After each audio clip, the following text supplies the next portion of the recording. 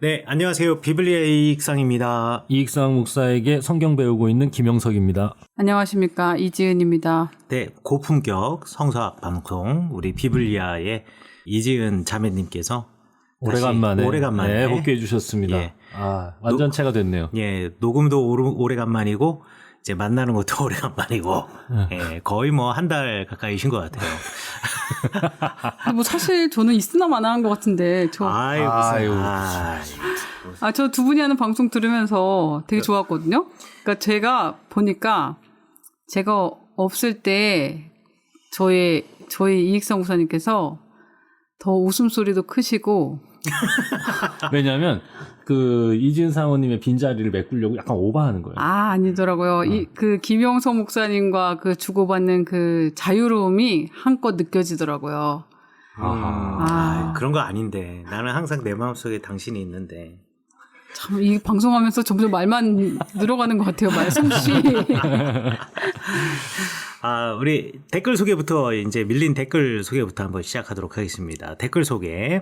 제이유님, 나는 왕이었습니다를 읽다 궁금한 것이 생겼는데 질문을 어디 할지 몰라서 이곳에 글 남깁니다.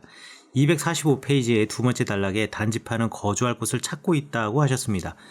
왜냐하면 하나님은 이스라엘 백성들에게 땅을 선물로 주셨지만 빈 땅이 아닌 정복하라는 사명을 분배했다고 하셨습니다. 왜 다른 10지파들이 정복을 하는 동안 단 지파는 전쟁은커녕 아직도 유업을 찾고 있었는지요. 그리고 이스라엘 백성들이 땅을 정복할 때 모든 곳에 블레셋 사람들 같이 다른 민족이 살고 있었는지도 궁금합니다. 방송책 모두 잘 듣고 잘 읽고 있습니다. 늘 건강하고 조심하시고 멀리서 응원합니다. 감사합니다. 라고 112화를 듣고 써주셨네요. 단지파가 거주할 곳을 찾고 있다라고 말했는데 단지파에게 사명을 분배해주고 다른 지파들이 전쟁을 하는 동안 그래서 땅을 점령하는 동안 단지파의 땅을 못 찾은 이유를 그러니까 정복하지 못한 이유를 궁금해하시는 것 같아요. 이유는 간단합니다. 단지파가 있었던 땅은 블레셋 사람들이 살고 있었던 땅이었기 때문에 그러니까 다른 지파들이 거주한 땅은요 대부분의 경우 빈 땅도 많았고요. 그러니까 이스라엘 그 가나안 땅을 보면 굳이 우리가 표현할 때 세 개의 그 지형으로 나누거든요. 하나는 해안가에 있는 평야 지역, 그 다음에 산지, 유다나 헤브론 같은 산지 지역, 그리고 산지에서 지중해의 평야 지역으로 내려오면서 완만하게 경사지는 구릉 지역, 이렇게 해서 낮은 구릉 지역, 산지, 평야 지역을 말하는데 낮은 구릉 지역과 평야 지역은 대부분 우리가 해양민족이라고 부르는 블레셋 사람들이 점령하고 살고 있었고 그 외에 이제 가나안 족속들 같은 경우에는 낮은 구릉 지역과 산지의 일부에 살고 있었어요. 그러니까 산지 쪽에 많은 사람들이 살고 있지 못했습니다. 왜냐하면 산지가 농사를 짓거나 이러기에 이렇게 좋은 환경이 아니기 때문에 사람들이 거기에 큰 대규모의 도시를 이루고 살기가 쉽지 않아요. 고고학적으로도 그렇습니다. 그런데 갑자기 이 도시가 폭발적으로 확장되는 시기가 있어요. 그게 기원전 12세기. 그러니까 이스라엘 백성들이 정착하던 시기에 유대 산지에 갑자기 마을들이 폭발합니다. 폭발적으로 늘어나요. 그래서 우리가 이제 12세기에 마을들이 폭발적으로 늘어나는 것을 보고 또 이것이 출애굽과 가나안 정복의 하나의 증거이다라고 그렇지. 출애굽한 사람들이 딱 들어온 시기가 12세기니까. 그렇죠. 13세기에 출애굽하고 그렇죠. 12세기에 가나안에 들어와서 마을이 갑자기 급속도로 증가했다. 이 말씀이시죠? 그렇죠. 맞습니다. 딱 그겁니다. 그런데 그 위쪽은 산지 지역은 비교적 정착하기도 빨랐고 쉬웠고 전쟁을 하기도 용이했지만 블레셋 사람들하고는 전쟁하기가 쉽지 않았거든요. 근데 블레셋 사람들이 해양 민족인데 왜 산지를 그렇게 거기가 비옥하긴 하더만. 블레셋 사람들은 이제 평야하고 낮은 구릉 지역. 단지파 있는 데는 그래도 그 헐몬산 근처에 그 아주 우거진. 그 전이죠. 그러니까 지금 여기 말하는 것은 단지파 같은 경우에는 원래 받은 데가 테라비브 요빠. 거기가 단지파의 땅이잖아요. 거기에요. 블레셋 평야의 맨 끝자락, 북쪽 끝자락. 그렇지, 제일 비옥한 땅. 예전에 저 데리고 갔을 때 단지파는 저 위에 텔단 있는데 그거는 이제 이사 간 곳이죠. 거 이사 간 거야. 그렇지. 삼손 죽고 난 다음에. 이제 뭐든 지금 단어들이 막 뒤엉켰다가 이제 조금 그렇죠. 정리가 됐어요. 그렇죠. 그러니까 단지파는 원래는 텔아비브 요파, 현재의 텔아비브 요파 지역에 해당하는 그 블레셋 평야의 북쪽 샤론 평야와 만나는 경계 지역을 받은 사람이에요. 엄청 좋은 땅이지. 엄청 농사지으기 좋은 땅이죠. 네. 물도 많고. 네. 그런데 그 땅은 이미 블레셋 사람들이 살고 있었고 또 그 사람들이 군사적으로 대단히 강력했기 때문에 거기를 점령하지 못했고 그것을 점령하다 실패한 이야기가 삼손 이야기다라고 생각하시면 되겠고 그래서 실패한 단지파가 북쪽으로 올라갔다라고 생각하시면 지금 제이윤님의 질문에 대답이 되지 않나라고 생각이 됩니다. 자, 그리고 수미원님, 와, 3번 왕이 된다는 게 무슨 말인가 했는데 마지막에 왕으로 인정해주는 모습을 보면서 소름이 쫙 돋았습니다. 우리나라 교계와 정계를 동시에 보는 듯한 우리나라뿐이겠습니까마는 씁쓸함이 느껴지더라고요. 오늘은 댓글 안 달 수 없어서 방송 끝나자마자 댓글 달아봅니다. 이래서 종교인이 정치에 뛰어들면 안 되는구나 생각이 들기도 했습니다. 오늘도 좋은 방송 감사합니다. 라고. 뭐 종교인이 정치에 뛰어든 사례가 뭐 이렇게 많지는 않죠. 뭐가 많잖아요. 엄청나게 많죠. 많아요? 아, 종교인. 여기서 말하는 종교인은 뭐 목사라는 얘기죠. 뭐 그렇죠. 아, 그렇죠. 그렇죠. 그렇죠. 뭐 장로님들은 뭐 대통령도 하시고 그랬으니까. 아이고, 장로님들까지 종교인으로 얘기하죠. 그렇지. 그렇지. 이제 그 전 씨하고 또 그 황 씨. 아, 그렇네. 그분들은 종교인이네요. 그래도 목회자. 아니, 참 여기까지. 조심해. 조심해. 네. 조심해. 나는 앞 얘기도 안 했어. 나는 안 해. 어디를 가든지님, 어디를 가든지님 처음 댓글 올려주시는 것 같습니다. 에피소드 올라오는 걸 기다리는 한 사람입니다. 평소 댓글 없이 듣기만 하다가 감사한 마음 전하고 싶어서 댓글 남깁니다. 비블리아 읽으면서 성경 속에 궁금했던 부분들이 많이 해소되고 오늘 사울이 3번 기름 부음 받은 부분 성경을 깊게 이해할 수 있게 되었습니다. 두 분 목사님과 아이들 병원 때문에 몇 개의 에피소드에 등장하지 못하셨지만 사모님 너무 감사합니다. 늘 영육간에 강건하시고 좋은 방송 오래 해주세요. 봐봐요. 사모님 찾잖아요. 그래, 찾자. 비블리아를 읽으면서 이건 귀로 읽는다. 얼마나 시적인 표현입니까? 귀로 왜냐면, 읽고. 제가 왜 그분이 저를 찾았는지 저 알 것 같아요. 왜냐면 3번 왕이 된 사울 이야기. 저 들었거든요. 왔다 갔다 하면서 들었단 말이에요. 좋죠. 재밌지. 재밌죠. 그래도 한마디로 정리가 필요해요. 왜냐면 목사님들은 이 성서를 공부하시고 하셨기 때문에 그래, 맞아. 막 한 번 막 얘기를 하면서 이것들 머릿속에 이렇게 싹싹싹싹 들어오시지만 저는 그거 다 듣고서 그래서 이게 어떻게 됐다는 거지? 저는 그러면서 다시 들었거든요. 그러니까 이해가 돼요? 네. 다시 우리가 그러니까 대화에 좀 문제가 있는 거야. 아니 문제가 있다기보다 저 같은 사람은 그래서 제가 있었으면 막 질문을 하고 그래서 어떻게 됐다는 거야? 이게 어떻게 뭐지? 막 이러면서 저는 제 수준의 질문들을 막 했을 텐데 속도를 조금 이렇게 잡아주시고. 그렇지. 근데 이제 목사님 두 분은 아시니까 그러니까 브레이크 없이 막 나가는 거지. 그래서 아마 이제 그런 저 정도의 어떤 지식은 아마 질문이 좀 필요했던 방송이었던 것 같아요. 저는. 그러니까 속도 조절해 주실 분이 필요해. 우리도 속도를 조절한다고 하지만 왜냐면 목회자만 들으시는 건 아니니까. 맞아요. 그냥 막 이렇게 운전하면서 뭐 이렇게 하면서 이렇게 계속 들으시기에는 조금 속도나 밀도를 좀 늦춰야 되지 않나. 좀 헐렁하게 나가야 돼. 근데 우리가 신나면 또 막 그렇지. 근데 왜냐면 제가 이걸 들을 때 제가 제일 집중해서 듣는 시간이 사실 운전할 때예요. 왜냐면 집안일을 하거나 그렇게 들어지지가 않아요. 이거는 좀 어려운 방송이기 때문에. 근데 운전할 때는 사실 제일 집중하기가 좋은 시간이라서 저는 운전할 때 듣는데도 잘 안 된다. 이렇게 스키마 때문에. 맞아요. 네. 네, 배경 지식에 이 없기 때문에 제가 그런 게 없기 때문에 두 번 듣게 됐고 두 번 들어도 이게 막 쉽게 들어지진 않더라고요. 우리는 하면서도 되게 재밌고 많이 배려했다고 생각해요. 그러니까 그 웃음의 포인트에 같이 웃을 수 없는 그런 게 있었어요. 그렇구나. 감사합니다. 그러니까 사모님이 필요한데 사모님 치과 가시는 날 빼고 어떻게 날 잡아야 돼. 근데 날짜가 왔다 갔다 해가지고. 저도 이렇게 막 그거를 막 기억하고 있어야 되고 막 그러는데 잘안 그걸 되죠. 맞아요. 맞아. 하여간 뭐 하나님이 허락하시는 네, 날 맞아요. 우리 같이 네. 하는 겁니다. 그래서 하는 게 중요한 거니까 그럼, 계속 꾸준히 하는 게 중요하지 뭐 우리 뭐 사실. 이렇게 또 한 달 만에 이렇게 만난 게 맞아요, 어딥니까? 맞아요. 그래 말이에요. 목사님 진짜 바쁘신 와중에 이 밤에 그래 말이에요. 밤에 이 철원, 밤에 이 추운데 진짜 철원까지. 철원까지. 와. 여러분 이걸 아셔야 합니다. 찬바람을 맞으면서 그냥 맞아요. 그렇지. 아유 너무 감사합니다. 자 다음 댓글 제가 네. 읽을게요. 제가. 어디를 가든지님이 5,000 캐시 후원해 주셨습니다. 할렐루야. 네. 어디를 가든지 감사하겠습니다. 아, 감사합니다.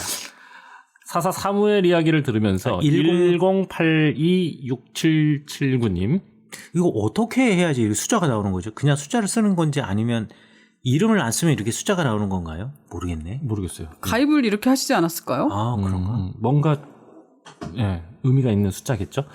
사사 사무엘 이야기를 들으면서 사무엘상을 다시 읽어보니까 이전에 사사들이 경험했던 두 가지가 사무엘에게는 부재한 것처럼 보입니다. 첫 번째는 하나님의 영에 사로잡히는 경험. 하나님의 말씀이 임하는 경험은 있지만 하나님의 영에 사로잡히는 경험은 뚜렷이 묘사되지 않는 것 같습니다. 자, 그리고 두 번째. 이스라엘의 구원자를 활약한 경험. 그렇죠. 사사들은 다 그렇게 구원자였는데 사무엘은 그렇지 않았다는 거죠.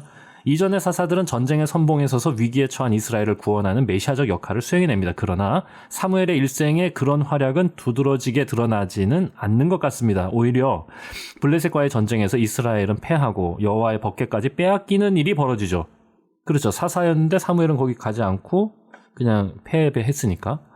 후에 미스바 전투에서는 이스라엘이 승리하지만 큰 우레를 바라여 도우신 하나님 때문에 맛본 승리였지 않습니까? 그러니까 사무엘은 사사로서 역할하지 않지 않았습니까?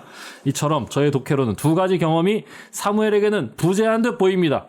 그런데 오히려 사울에게는 두 가지 경험이 아주 분명하게 나타나더라고요. 좋은 인사이트이신 것 같습니다. 뭐 100% 제가 동의하지는 않지만 그래도 예. 아주 성경을 다시 한번 보시면서 이렇게 또 분석을 해 주시니 또 감사하네요. 그러고 보니 정말로 그러네요. 예, 근데 뭐 사사라고 해서 모든 사사가 전부 다 구원자의 활약을 한 경험을 했던 건 아니죠.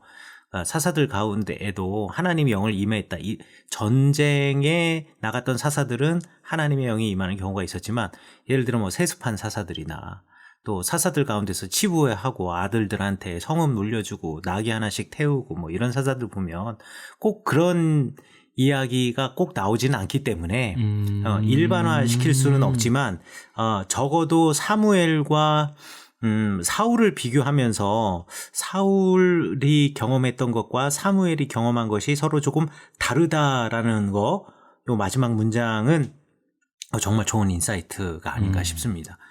계속 되게 많이 써주셨어요. 또 써주셨어요? 예, 그 다음. 또. 네, 3개, 4개. 그래요? 빨리 읽어보겠습니다. 예. 사무엘에게 기름 부음을 받은 그날에 또 암몬 사람들과의 전쟁을 앞둔 시점에 사울은 하나님의 영에 크게 감동되는 경험을 합니다. 2번이나요. 그리고 바로 그 전쟁에서 엄청난 전과를 올리게 되죠. 그런 사울을 보면서 사무엘의 마음이 어땠을까 생각해 봅니다. 요동치는 열등감이 가득하지 않았을까. 사사라는 역할은 주어졌지만 한 번도 주연의 자리는 맡지 못한 채 자기 손으로 기름을 부어 새로운 지도자를 세워야 했고 그 지도자에게 본인도 경험하지 못한 두 가지 놀라운 역사가 나타났으니 그것을 옆에서 지켜봐야만 했던 사무엘의 마음은 시기와 질투로 충만하지 않았을까 싶습니다. 그럴 수 있을 것 같아요. 재밌어요? 예. 그래서일까? 11장 15절에 보면 길갈에서 행해진 세 가지 행위, 사울을 왕으로 삼다, 화목제를 드리다, 크게 기뻐하다가 나오는데요. 사울과 온 이스라엘 백성들만이 이 세 가지 행위의 주어로 등장하고 사무엘은 언급되지 않는 게 의미심장하게 읽힙니다.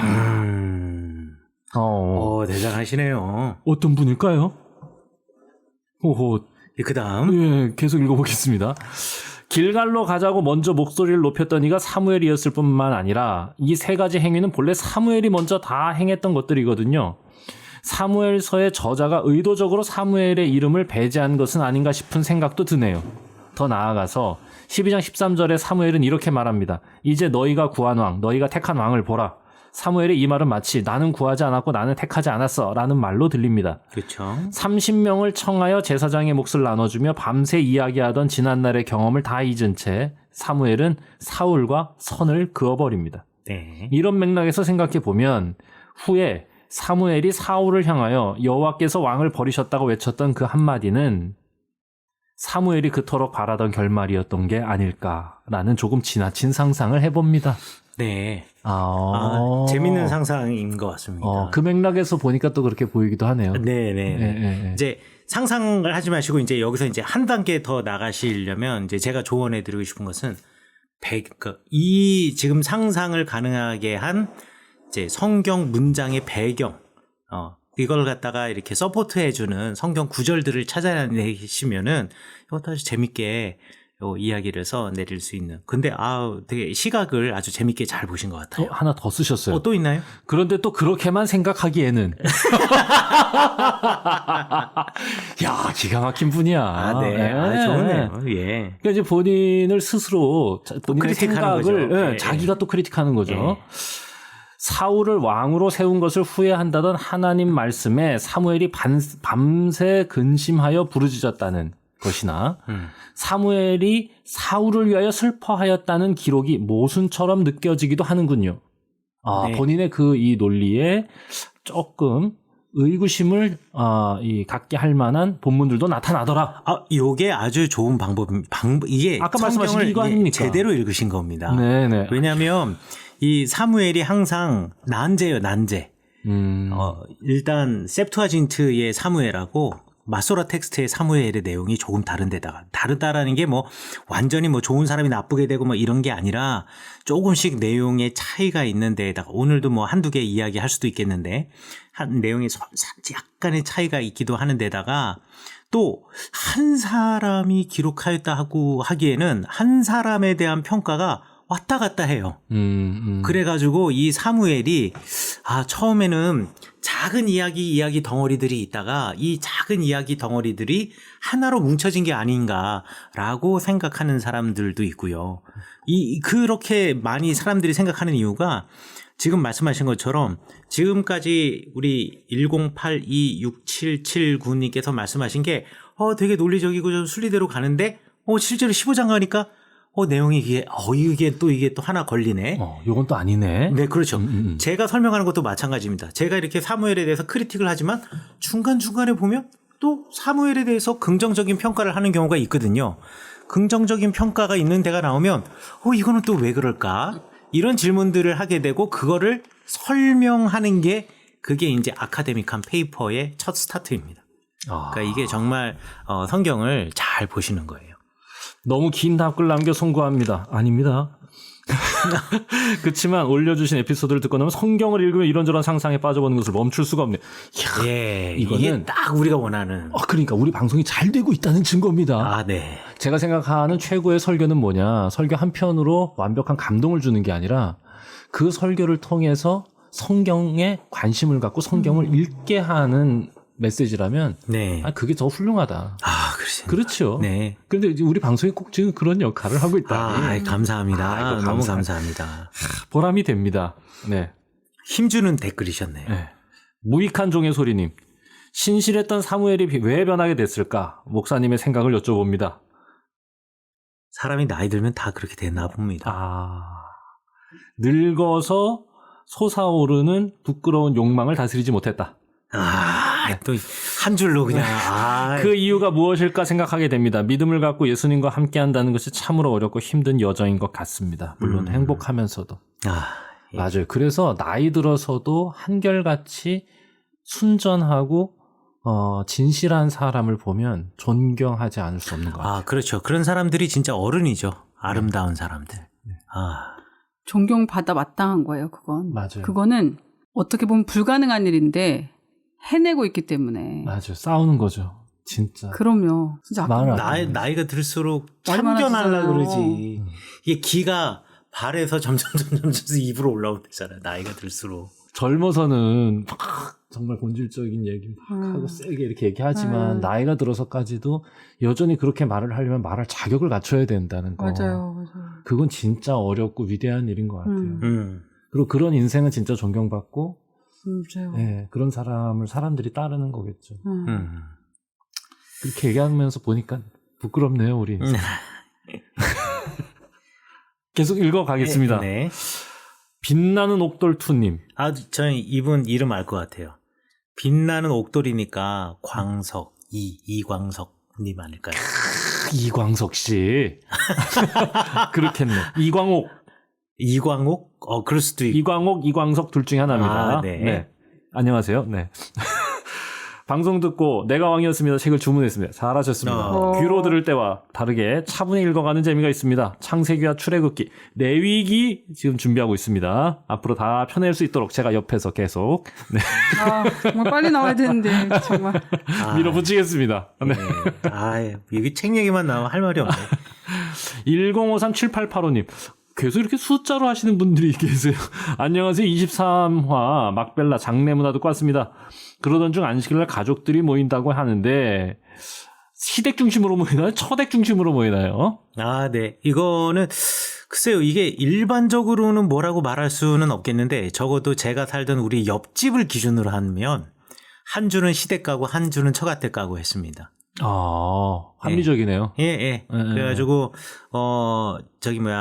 시댁은 그렇지. 시댁은 저기 레파임이라고 하는 곳에 있었는데 예루살렘에 있는데 그쪽으로 가고 그다음에 처가댁은 부엘세바에 있었는데 부엘세바까지 왔다 갔다 하더라고요. 그래서 왔다 갔다 한 주는 시댁, 한 주는 처가 이렇게 왔다 갔다 했습니다. 네, 일반적이다라기보다는 이게 이제 제가 경험했던 유대인들. 예, 유대인들 얼마나 다행이에요. 하나님께서 일부러 이익상 부사님에게 그런 가족을 옆에다 두신 거예요. 왜냐면 철저하게 시댁 중심이었을 뻔했던 목사님이었기 때문에 모델을 그런 가족을 주셨던 거죠. 눈을 뜨게 하시려고. 그럼요. 역시 하나님 우리 하나님은 공평하신 실수가 하나님. 없으시고 그럼요. 네. 놀라운 방법으로. 아멘. 왜냐면 네. 비블리아를 진행하면서 가끔 강릉에 있던 뭐 자기가 되게 전통적인 집안이면서 뭐 그런 얘기 가끔 하셨잖아요. 그렇죠. 목사님께서. 강릉 예. 사람이라고 엄청 자랑했죠. 그러니까요. 뭐 어디 듣도 보도 못한 그게 왜 자랑인지 모르겠지만. 그러니까 영예이신 네. 아니 강릉 분들 죄송합니다. 그냥 농담입니다. 근데 그런 모델이 있었던 게 너무 다행이었던 것 같아요. 정말 그렇게 주말마다 어디 가시더라고요. 그 옆에 가죠. 지금 요즘은 또 진짜로 네네. 시댁 한 번, 처가댁 한 번 이렇게 하고요. 네네. 네네. 그럼요. 근데 요즘엔 또 너무 처갓집만 가는 것도 좀 그런 문화가 좀 요즘은 짙잖아요. 처가로 많이 기울었어요. 네. 저도 추석 같은 때는 오전에는 아버지 댁에 있다가 오후부터 그 다음 날까지 처가댁에 왜 그런지 알아? 편해. 그래, 처가댁이 편해. 왜냐면 처가댁이 편해. 처가댁 가면 일을 안 시키거든. 맞아. 사위 왔다고. 아니, 물론 저는 시댁에서도 일을 안 하긴 안 하지만. 그러니까 그런데 어쨌든 시댁도 처가도 공평하게. 맞아. 이게 균형이 좀 있어야 돼. 예, 맞습니다. 다 어르신들 잘 돌보는 게 좋죠. 한쪽에 소속된다기보다. 예. 중원의 흑바람님께서 114화를 들으시고 1000캐시 후원해 주셨습니다. 감사합니다. 감사합니다. 114화 재밌죠? 네. 재밌죠? 네, 재밌습니다. 최근에 올려온 건데 요즘 엄청 바쁘시죠? 돌려서 매기시는 겁니다. 죄송합니다. 이거 고급스러운 표현이 나오다니. 돌려서 좀 빨리 올려라. 라고 하는 권면의 메시지로 듣겠습니다. 잡았습니다. 힘들겠지만 화팅 응원합니다. 얼마 전 올리신 이스라엘과 유다 왕들의 이야기도 잘 봤습니다. 이거 준비하시느라 팟빵 온라인드가 늦는 거라고 생각했습니다.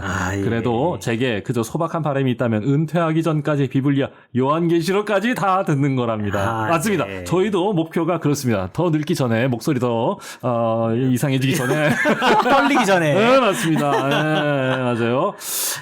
계속 한번 달려보겠습니다. 그리고 솔직히 저는 지금 이 방송을 하는 의미 중에 하나가 저는 그렇게 생각해요. 과거에 하나님 앞에서 진실하게 기도하고 눈물로써 결심했던 것들이 어떻게 증명되는 거냐. 오늘 내 모습으로 증명되는 거 아니겠습니까? 맞아요. 그렇죠. 그때의 그 고백의 진실함은 그때는 진실했어 라는 말은 없어요. 세상에. 맞아요. 그때의 진실함은 오늘 나의 행동을 통해 증명되는 거다라는 마음으로 계속 이 방송을 이어가는 거다. 이익상 목사님도 저는 마찬가지의 마음이라고 생각하고 우리 뭐 그냥 끝까지 가는 겁니다. 이렇게 늙어가는 거야. 그때는 진실했어. 이 말 진짜 좋은데. 아니야. 여전히. 네. 부끄럽네. 그때의 그 결심과 다짐이 네. 오늘 나를 달리게 한다. 이런 한편으로는 제가 여기서 지켜보면서 이렇게 중년이 돼가시는 그 두 분 친구분이시잖아요. 제가 20년 전부터 봤던 그 결혼하기 전에 친구분들이셨는데 지금도 이렇게 보면서 남편을 봤을 때는 사실 감동이 좀 이렇게 덜한데 목사님은 제가 3자로 보니까요. 네. 그 청년 때 그 모습을 중년이 되어서도 사실 이게 어떻게 보면은 참 저 표현을 어떻게 고급스럽게 해야 될지 몰라서 제가 날것의 것을 한다면 시간 낭비, 돈 낭비 뭐 하나 어떻게 그렇지 않아요. 저는 여기 와서 이익상 목사에게 성경 배우는 겁니다. 진짜로. 그거 그렇게 정말 말씀을 그렇게 하셔서 그렇지. 그런데도 이것을 위하여 이렇게 의미를 두고 뭔가를 이어간다는 게, 정말 이게 우리가 보이는 것에 가치를 두고선 할 수 없는 일이다. 이렇게 생각하면 정말 대단하다. 감사하죠. 네. 그게 지금 목사님 말씀하시는 것처럼 과거의 것들 정말 과거의 말이 중요한 게 아니라 현재를 어떻게 살아가고 있느냐가 정말 중요하다는 생각 두 분 보면서 정말 아무것도 보이는 것은 없지만 사실 밑빠진 독에 물 붓기 같은 일이지만 하나님이 그거 참 기뻐하시겠다. 왜냐면 그 독, 밑빠진 독은 하나님이 채우시는 일이라는 것을 제가 보고 있다고 감히 말씀드리고 싶어요. 그리고 이런 그 이익상 목사의 노력을 이렇게 많은 분들이 계속 옆에서 독려해 주시고 이렇게 하는 게 하나님이 위로해 주시고 계속 힘을 주시는 거. 이게 연료가 되니까. 그럼요. 그래서 자꾸 할 수 있는 거다 이런 생각합니다. 아멘입니다. 네. 자, 여기까지. 그러면 오늘 여기까지. 네. 들리는 말씀 울리는 마음 Welcome to the 비블리아 열리는 서서 알리는 방송 Radio 비블리아 Radio 비블리아. 자, 그러면 이제 사무엘상 12장 들어가겠습니다. 사무엘의 마지막 연설입니다. 사무엘의 마지막 연설인데요. 이렇게 사무엘은 말이 많아. 맞아. 지난주도 그렇게 말을 많이 하더니. 이번에도 또 말합니까? 일단 자기가 그런 사람이 아니다. 이런 얘기 자꾸 하고 싶은 거지. 자꾸 하는구나. 근데 우리 그 성경책 보면 사무엘의 마지막 말이라고 했지만 말이라는 표현보다 이제 연설이라고 하는 게 낫지 않을까. 왜냐면 나중에도 계속 말할 거니까 사무엘은. 계속 말해. 수다맨이셔. 원래 나이가 들면은 내가 말이야 이러면서. 그렇지. 말이 많아지는 거지. 사무엘의 이제 마지막 말, 그러니까 대중 앞에서 하는 마지막 이제 대규모의 연설인데 이 연설에도 마찬가지로 이제 사무엘의 부족함이 이제 드러나지요. 이제 제가 말씀드린 것처럼 사무엘이 참 괜찮은 사람이 없기는 하지만 항상 괜찮았던 것은 아니고 그렇다고 해서 또 사무엘이 항상 나빴던 것도 아닙니다. 중간중간에 사무엘이 또 좋은 이야기들도 하긴 해요. 하지만 이 사무엘의 연설을 보면 이제 여전히 이제 사무엘의 부족함이 드러나고 있다. 이제 한번 보면 자, 사무엘 12장 1절부터 이제 시작이 되는데 사무엘이 온 이스라엘에게 이르되 이제부터 시작하는 겁니다. 보라 너희가 내게 한 말을 내가 다 듣고 너희 위에 왕을 세웠더니 이제 왕이 너희 앞에서 출입하느니라. 너희 앞에서 출입한다라는 것은 이제 왕이 너희들을 다스리기 시작한다라는 뜻이에요.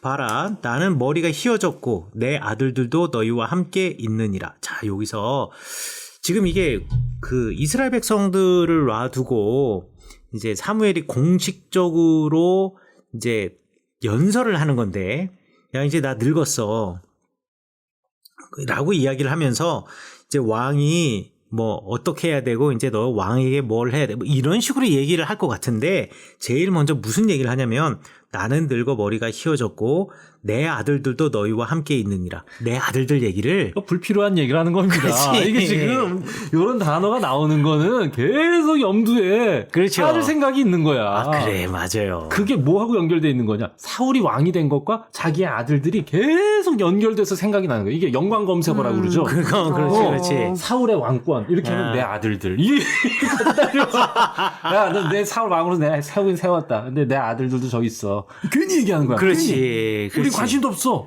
맞아. 근데 이걸 마음에 쓰고 있는 사람은 드러납니다, 이게. 그렇죠. 예. 그런데 이 아들들 이야기를 하는 이유가 이 뒤에 이제 곧 나올 겁니다. 예, 일단 내 아들들 이야기를 쓱 넣으면서 야, 나 아직 건재하다 이런 얘기 하기도 하고 또 야, 이게 권력은 넘어갔지만 뭐 내 아들 좀 잘 봐줘 뭐 이런 의미가 될 수도 있겠고 내지는 아직 내 아들 쌩쌩해 요거 이제 말하는 걸 수도 있겠고요. 제가 지난번에 방송 들으면서 혼자 네. 차에서 야, 내가 그때 그 방송에 없길 천만다행이야. 막 이런 생각을 했거든요. 막 욕할 뻔. 아니요. 욕할 뻔한 건 아니었는데 막 그거 있잖아요. 야, 정말 이거 있잖아요. 그 자식한테 물려주고 싶은 거. 그거. 예, 그럼요. 목사님들이 많이 하셨던 거. 예. 그 단어. 그쵸. 거기 있었으면, 그거, 새땡.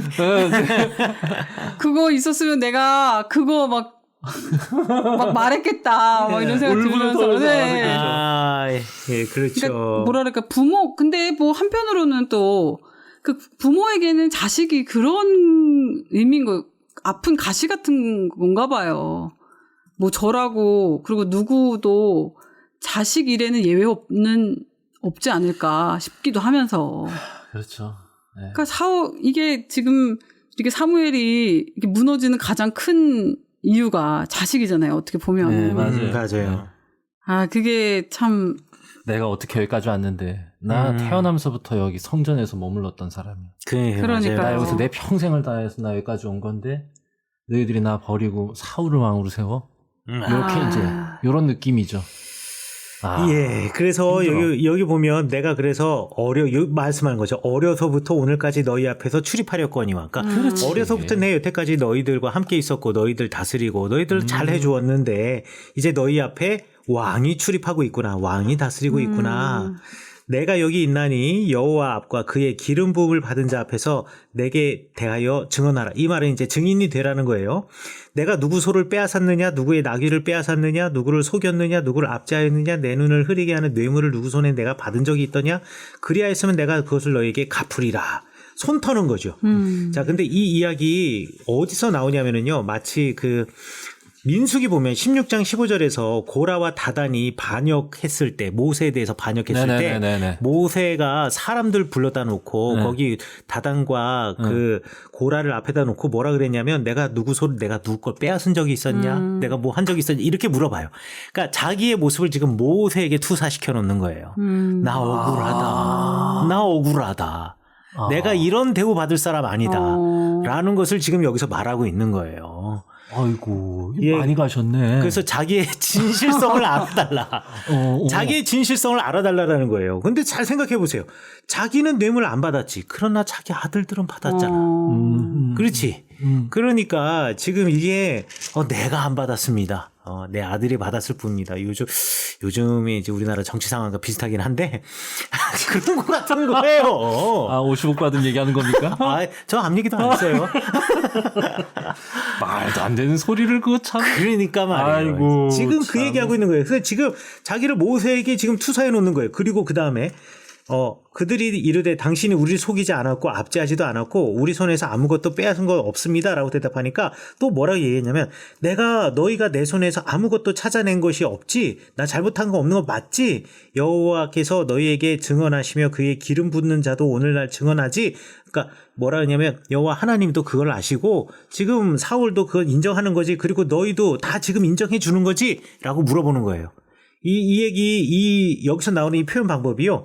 그 여호수아 24장 22절. 그러니까 맨 끝에 여호수아 맨 마지막 고별 연설하면서 나와 우리 집은 여호와 하나님만 섬기겠다. 너희들 선택해라라고 했을 때 우리도 하나님 선택하겠습니다 했을 때 이 여호수아가 뭐라 그랬냐면 그래 이 일을 갖다가 하나님이 우리를 증언하시고 그리고 너희들이 다 우리에게 증인이 될 것이다라는 이야기를 하는데 그때의 어투와 똑같은 어투를 사용하고 있으면서 자기를 또 여호수아와 투사시키는 거예요. 요거는 모세. 자, 요거 15장 출애굽기 15장이라고요? 14장?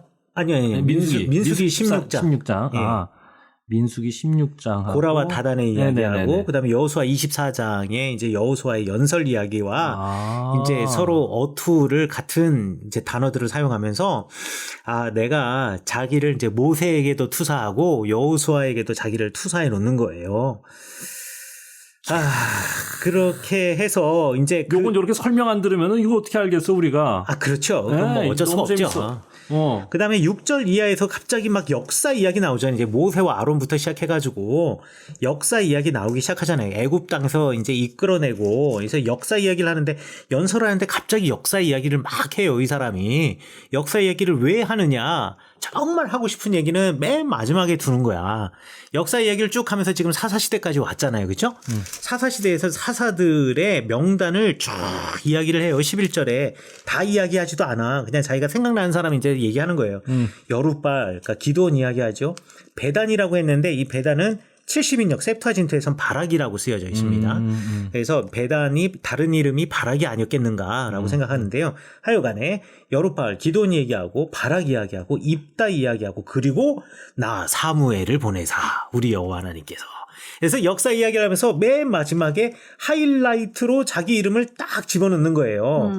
역사 이야기를 하는데 그 이유는 자신이 정통성 있는 사사다. 내가 적통이다. 그렇지. 왕은 니네가 선택한 거고 여기 앞에 그랬잖아요. 그렇지. 너희가 왕을 세운 거잖아요. 그렇지, 그러니까 그렇지. 왕은 니네들이 선택하고 나는 하나님이 모세 때부터 지금까지 여기까지 그렇지. 오신 거야. 그렇지. 그거 얘기하고 싶은 거지. 너희가 끄는 거야. 그렇지. 일단 너희가 끊었으니까 책임은 너네가 져야 된다. 그렇지. 여기서 역사 이야기를 쭉 이야기한 이유는 잊어버렸던 역사를 다시 살려주기 이가 아니라 자기의 적통성. 그렇지. 자기가 정통이다. 그래서 나를 보내서 너희를 사방 원수의 손에서 건져내서 너희를 안전하게 살게 하였거늘 너희가 암몬 자손 왕 나하스가 너희를 치러 옴을 보고 너희 하나님 여호와께서는 너희의 왕이 되심에도 불구하고 너희가 내게 이르기를 아니라 우리를 다스릴 왕이 있어야 하겠다 하였도다. 이제 너희가 구한 왕 너희가 택한 왕을 봐라 라고 얘기를 해요. 근데 이게 거짓말이야. 왜 거짓말이냐? 암몬 왕 나하스가 너희를 치러 왔다. 이것까지는 사실이에요. 그런데 이 이야기가 어디 나와요? 바로 앞에 나오는 거잖아요. 싸우는 이야기가 10장에 보면은요. 암몬 사람 그 나하스가 올라와요. 10장이 아니라 11장. 11장에 보면 암몬 왕 나하스가 올라와요. 나하스가 올라오는 것을 보고 사람들이 뭐라고 돼요? 11장 보세요, 여러분들. 길랏 야베스에 맞서서 진쳤다라고 얘기했는데 전령을 보내요. 이때 6절에서 사울이 나하스가 올라와서 여기 길랏 야베스에 있는 사람을 전부 다 죽이겠다라고 이야기를 했고 그 사람들 막 눈을 뽑아버리겠다, 모욕할 거다, 막 그렇게 이야기를 하니까 이 이야기를 사울이 들었을 때에 하나님의 영에 크게 감동됨에 그의 노가 일어나 그 다음에 전쟁을 하게 된단 말이에요. 그러면 자 12장 12절 봐요. 지금 사무엘이 한 말이 맞아요. 너희가 암몬 왕 나하스가 너희를 치러 옴을 보고 너희의 하나님 여호와께서 너희의 왕이 되심에도 불구하고 너희가 내게 이르기를 아니라 우리를 다스릴 왕이 있어야 하겠다 하였도다. 이게 말이 돼요? 이게 뭐 말이야 이게? 이 말이 뭐냐면 암몬 왕 나하스가 너희를 치러 왔을 때 여호와 하나님께서 싸우실 텐데 아니다, 우리에게는 왕이 있어야 된다. 암몬 왕 나하스와 싸우려면은 왕이 우리를 이끌고 나가서 체계적인 전투를 해야지만 이길 수 있다라고 해서 내가 너희들이 지금 선택한 왕이 사울 아니냐라고 얘기를 하는 거예요, 지금 사무엘이. 그런데 이건 거짓말이죠. 하나님이 임하셨지. 하나님이 사울에게 임하셔서 싸우신 거지. 그렇죠. 하나님이 싸우신 거죠. 그렇지. 사울이 무슨 힘이 있다고. 사울 도망치던 사람이잖아요. 무서워가지고 블레셋에 요새 있는데 가지도 못하고 길갈로 가서 이제 전쟁 치를 준비를 하라고 기다리라 그러는데 거기 안 가고 도망쳐 있다가 억지로 끌려나가지고 왕이 된 사람이잖아요. 우리 두 번째 왕이 될 때. 그러니까 사울 별것 아닌 사람이거든요. 용모만 준수하고 힘만 세 보였을 뿐이지. 그냥 근육만 벌크업이 됐지 그냥 이게 링 옥타곤 위에 올라가면 계속 두들겨 맞는 사람이었을 뿐인데 지금 하나님의 영이 그에게 크게 감동이 되어서 싸워서 이긴 거란 말이잖아요. 그런데 지금 사무엘은 그 얘기를 하고 있지 않아요. 그러니까 사무엘이 사실에다가 거짓을 보태서 지금 사울을 깎아내리고 있는 거예요. 그러네. 연설을 하면서. 은근. 대놓고지 뭐 이 정도면. 그렇지. 하나님이 사울에게 임하셔서 뜨겁게 하나님의 영으로 크게 감동하셔서 그를 사용하셨다고 하는 얘기를 쏙 뺀 거지. 그렇죠. 그리고서는 너희들이 구한 왕, 뭐 이건 틀린 말은 아니죠. 너희들이 택한 왕을 보라라고 이야기를 해요. 너희가 택했다라는 말도 이게 애매한 거예요. 왜냐하면 이 사람들이 사울을 택한 게 아니라 하나님이 사울에게 기름 부으신 거고 사무엘이 자기가 이 사울을 사람들 앞에 불러내가지고 왕이라고 불러준 거잖아요. 사울, 숨어있는 사울을 불러내가지고. 그러니까 이 연설이 매우 교묘하다. 매우 교묘하다라는 것을 알고 있어요. 그래서 하나님께서도 억지로 너희 위에 왕을 세우신 거다. 어쩔 수 없이 라고 이야기를 합니다. 자, 그러면서 14절부터 봐요. 너희가 만일 여호와를 경외하여 그를 섬기며 그 목소리 듣고 여호와의 명령을 거역하지 아니하며 너희를 다스리는 왕이 너희 하나님 여호와를 따르면 좋겠지만은 너희가 만일 여호와 목소리를 듣지 않고 여호와의 명령을 거역하면 여호와의 손이 너희 조상을 치신 것 같이 너희를 칠 것이다. 라고 이야기해요. 그러니까 이미 얘 안 지킬 거야. 좋겠지만 그렇지 않을 걸. 요런 뉘앙스 있잖아요. 일단 뭐 마음이 곱진 않다 이런 느낌이 듭니다. 네, 그렇죠. 마음이 곱진 않아. 네. 그러면서 17절에서 이제 본격적으로 저주를 쏟아붓습니다. 여기서부터. 예. 오늘은 밀베는 때가 아니냐. 밀베는 시기는 77절이에요. 그런데 보리 베는 시기는 6월절 즈음이에요. 그러니까 6월절 즈음에는 비가 올 수가 있어요. 6월절이 마지막 늦은 비 내리는 때잖아요. 그런데 밀베는 때 비 오는 거는 상상할 수가 없는 거예요. 77절은 건기의 하이라이트로 들어간 시작이거든요. 그런데 밀베는 때가 아니냐. 내가 여호와께 아뢰리니 내가 여호와 하나님께 말하겠다라는 거예요. 여호와께서 우레와 비를 보내사 너희가 왕을 구한 일 곧 여호와의 목전에서 범한 죄악이 큼을 너희에게 밝히 알게 하시리라 라고 이야기를 하는 거예요. 너희들이 왕을 구했지? 지금 비 오면 안 되는 시기거든? 비 오면 다 농사 망하는 거잖아. 비 맞으면은 다 밀들이 썩겠지. 하지만 내가 하나님께 구해서 비 내리게 할 거야 라고 지금 이야기를 하는 거예요. 그런데 이 사무엘서에서 우레의 이미지 있지 않습니까? 출애굽기에서 이제 우레의 이미지는 하나님의 임재의 상징이에요. 그런데 요 사무엘서에서 우레라는 말은요. 요거 어디서 나오냐면 한나의 기도에 보면 우레의 이야기 나옵니다. 한나의 기도가 이제 2장에 나오거든요. 사무엘상 2장 10절에 보면 이렇게 돼 있어요. 여호와를 대적하는 자는 산산이 깨질 것이다. 하늘에서 우레로 그들을 치시리로다. 그러니까 하나님께서 우레로 그들을 치신다라는 거예요. 여호와께서 땅 끝까지 심판을 내리시고 자기 왕에게 힘을 주시며 자기의 기름 부음 받은 자의 뿔을 높이시리로다. 그러니까 우레가 하는 역할이 뭐냐면 적들을 치고 그리고 왕을 세워주는 일을 우레가 하는 거예요.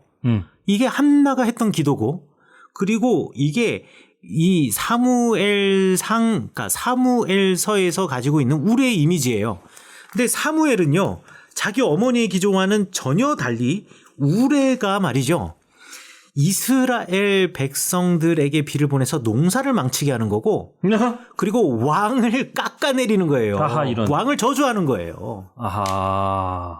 그러니까 지금 사무엘이 이게 도끼 어린 연설에 가깝다. 라고 우리가 말할 수가 있는 거죠. 우레와 비가 이거는 축복의 상징인데, 그렇죠? 그렇죠. 앞에서는 축복과 보호와 인도하심의 상징인데 여긴 저주예요. 그러네. 예, 그래가지고 자기 어머니의 기도를 완전히 엎어버리고 있는 겁니다 지금. 그래서 이 사무엘이 판단이 정말 뭐라 그러지? 흐려졌나? 이런 생각이 듣고요. 그렇게 위협을 하고 나니까 19절에 드디어 백성들이 자기가 듣고 싶은 말을 해주는 거예요. 모든 백성이 사무엘에게 이르되 당신의 종들을 위하여 당신의 하나님 여호와께 기도하여 우리가 죽지 않게 하소서. 우리가 우리 모든 죄의 왕을 구하는 악을 더하였나이다. 자기가 듣고 싶은 말을 듣기 위해서 지금 위협을 한 거죠.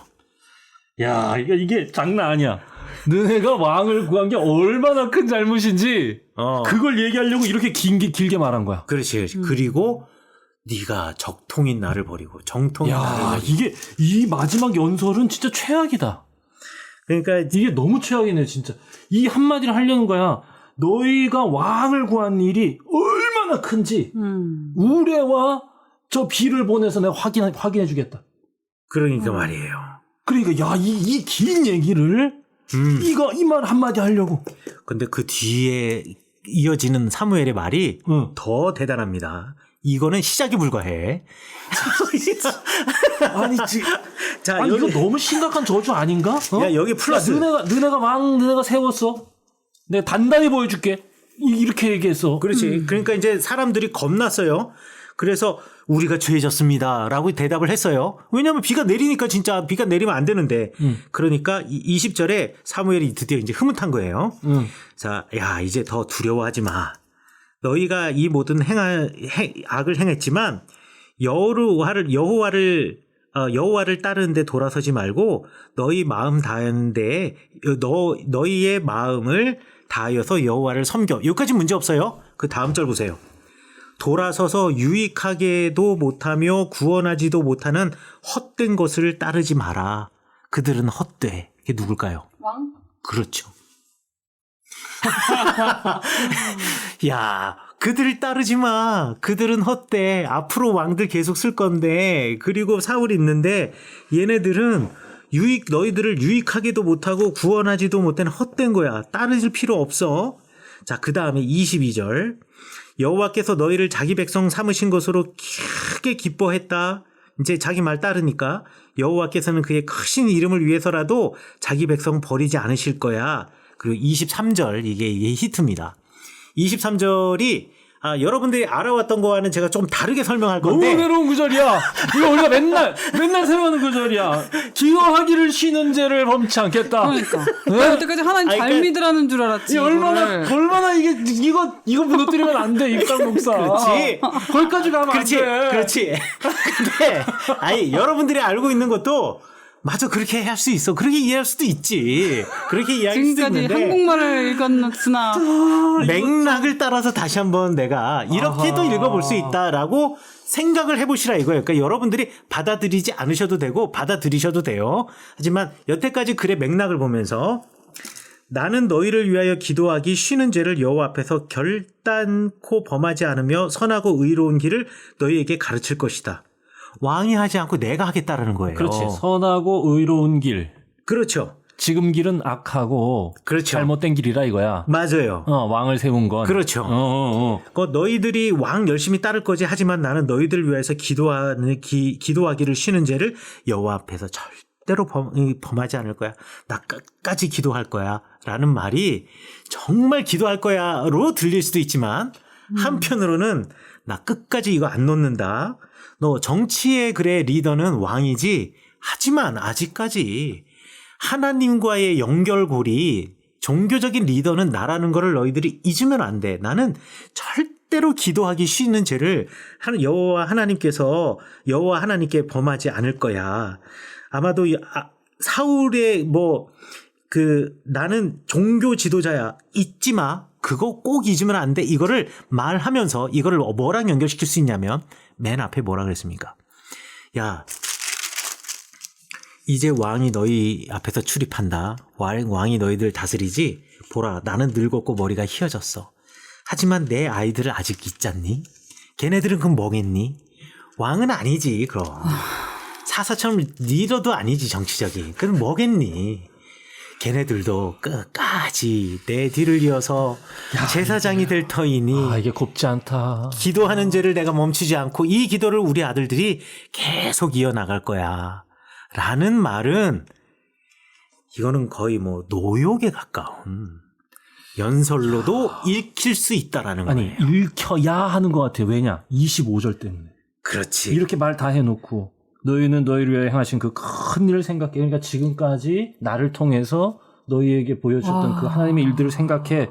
그리고 오직 그 하나님 경외하고 너희 마음 다해서 진실히 섬겨. 그리고는 25절이 핵심입니다. 만일 너희가 여전히 악을 행하면 너와 너 왕 다 멸망할 거야. 왜? 내가 기도하니까. 내가 기도하니까 그러니까. 비 내리는 거 봤지?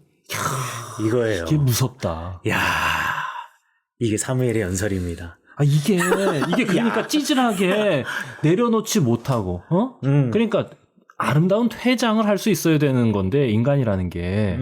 그리고 하나님은 그렇게 뭔가 이 정권 이양이라고 해야 되나요? 그러니까 하나님의 손에 붙들리는 도구를 지금 사무엘이었다가 그걸 사무엘에게 지금 옮기시는 과정이었는데, 그러면 사무엘이 할 일은 깨끗하게 퇴장하는 거죠. 아름답게. 그렇죠. 모세가 했던 것처럼. 사실 모세도 맨 마지막에는 퇴장이 좀 찌질할 뻔했잖아요. 그렇지. 그렇죠. 하나님 위대하신 분입니다. 하나님이 이런 분입니다. 막 찬양하고 나서 그런데 저도 그 땅에 들어가면 안 될까요? 라고 할 때 하나님이 이걸로 족하다. 라브레카.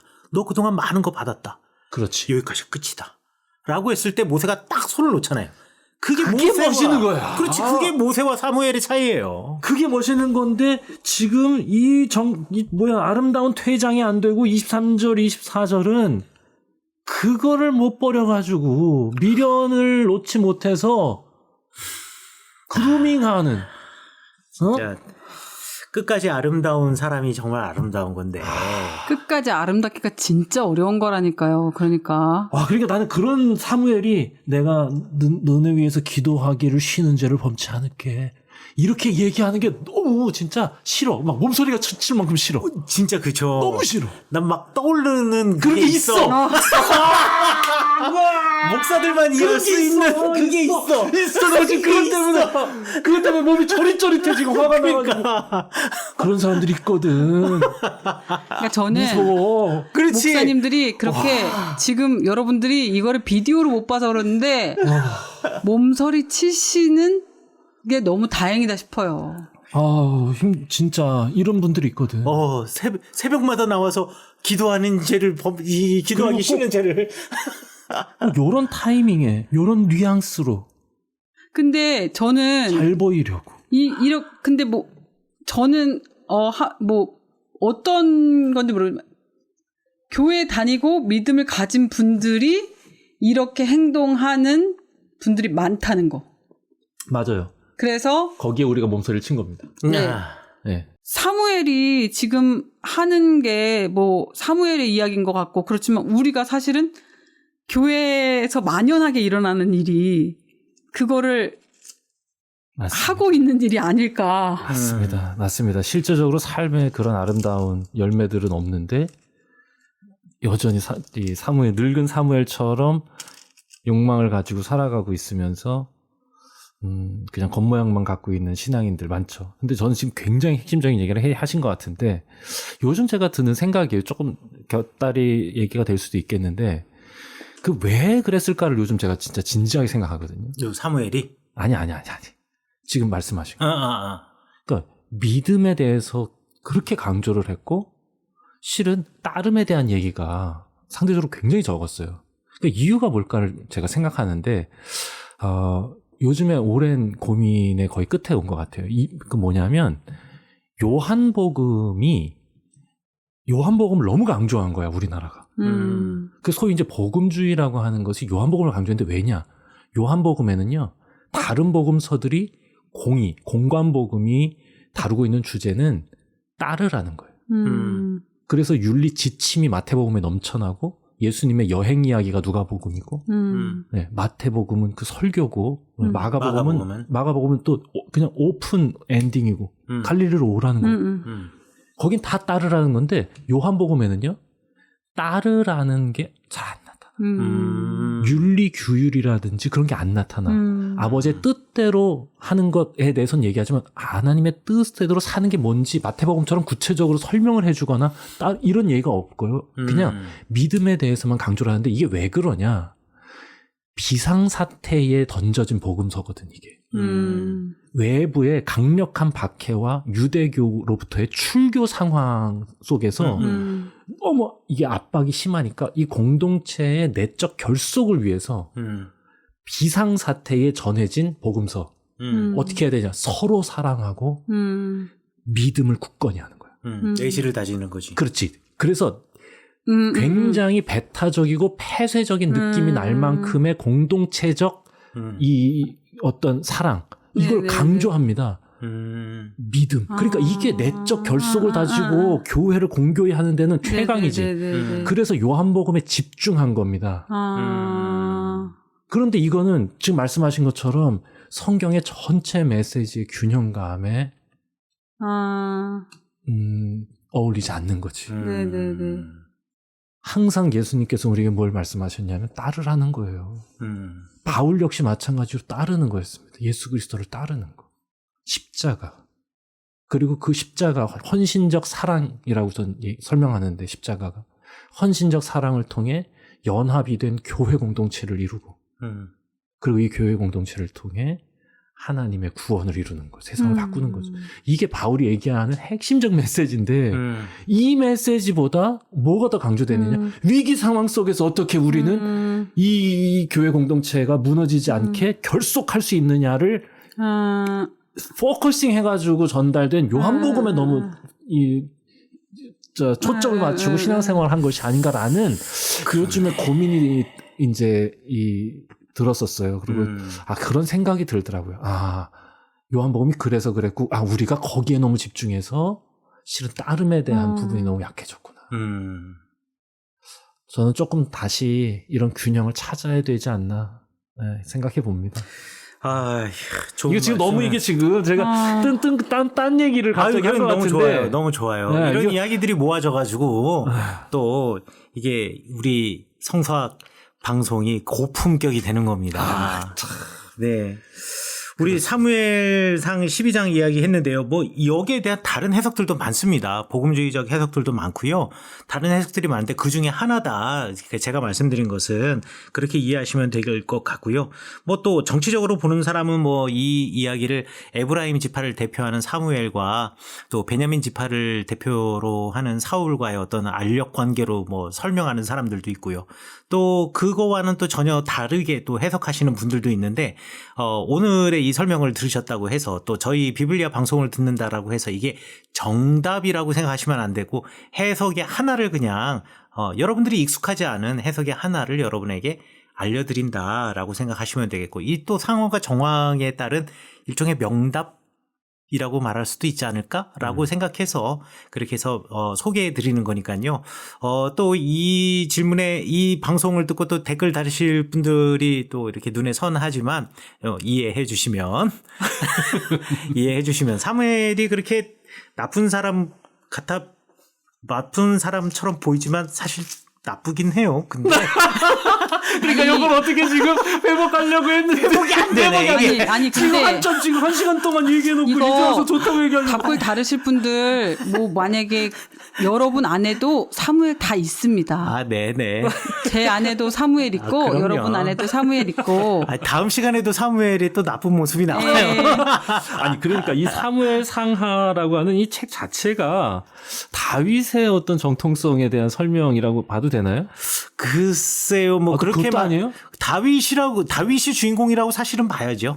예, 다윗이 주인공이라고 봐야 되는데 그리고 다윗과 다윗 왕가가 주인공이라고 봐야 되겠는데 어찌됐든 사무엘은 그러니까 다윗과 다윗 왕가의 어떤 그 정통성이라든지 그 어떤 그 영광이라든지 이런 것들을 더 부각시키기 위해서 앞에 나오는 등장인물들의 허술함을 이렇게 계속 기술하고 있는 건가라는 생각이 드는 거죠. 나중에 다윗도 그렇다면 요거 조금 더 진지하게 봐야 다윗도. 되겠네. 아니 그리고 지난번에도 방송에서 그 어떤 분께서 또 댓글 달아주셨나 그랬던 것 같은데 성경을 위인전으로 보지 말라고 하시잖아요. 네, 그럼요. 그런 것처럼 사울도 위인이 될 수 없듯이 우리가 성경의 인물을 위인으로 봤던 시각이 정말 많았는데 오히려 성경의 인물을 보면서 나 자신을 돌이켜볼 수 있으면 그 안에서 나를 보고 저렇게 살지 말아야 되겠다고 또 생각해 볼 수 있으면 또 좋을 수 있으니까. 그러니까 제 지금 아까 그 말이 참 부끄러워지는데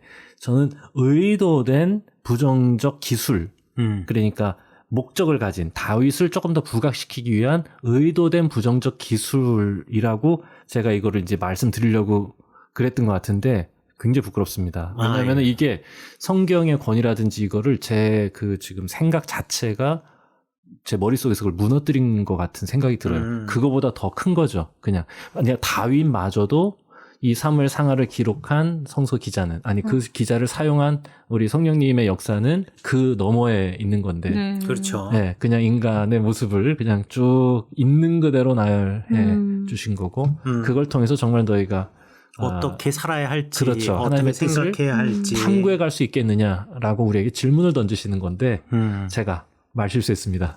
아이, 무슨 말씀을. 그러니까 우리가 보면은 성도님들이나 사람들이 사람을 되게 많이 의지하잖아요. 어떤 완성된, 그리고 목사님들 되게 많이 의지하고 성도님들은 되게 존경하고 따르려고 하고 막 그러는데 사실 그렇게 대단해 보이는 목사님들조차, 그리고 우리가 성경을 막 이렇게 속속들이 읽어보기 전에는 그렇게 대단해 보였던 성경 속의 인물들조차도 한낱 그냥 평범한 인간에 지나지 않고 죄 많은 인간에 지나지 않았다는 거를 그냥 성경을 이렇게 이렇게 비블리아 이렇게 또 들으면서 실망도 되지만 알아가잖아요. 저는 그게 다행이라고 생각해요. 사람은 의지할 존재가 아니라는 거. 맞아요. 본받을 대상도 아니고 네. 오히려 그게 더 좀 뭐라 그럴까, 제 자신을 사람에게 의지하지 않고 그냥 하나님을 의지하게 되는 시간이 되면 참 좋겠다. 맞아요. 네. 진짜 인간이 얼마나 망가지기 쉬운 존재인지. 맞아요. 그냥 뭐 대단히 큰 잘못을 해서 망가지는 것도 아니야. 그래요. 순간이에요. 순간 그냥 진짜 잘못 뭐 순간이네요, 이렇게 진짜. 가면은 그냥 확 망가지는 거니까. 사무엘이 자기가 이렇게 망가져가는 줄 알고 이렇게 말했겠어요. 부끄러운 줄 모르고 이렇게 말을 하는 거죠. 하여간 뭐 12장 오늘 여기까지 저희가 하도록 하고 13장 우리 다음 시간에 마지막 또 사무엘의 또 마지막은 아니지만 네. 여전히 또 기대가 사무엘의 됩니다. 다음 이야기는 사무엘도 사울도 다 망가지는 이야기 가보도록 하겠습니다. 다음 주에 뵙겠습니다. 다음 주에 뵙겠습니다. 감사합니다.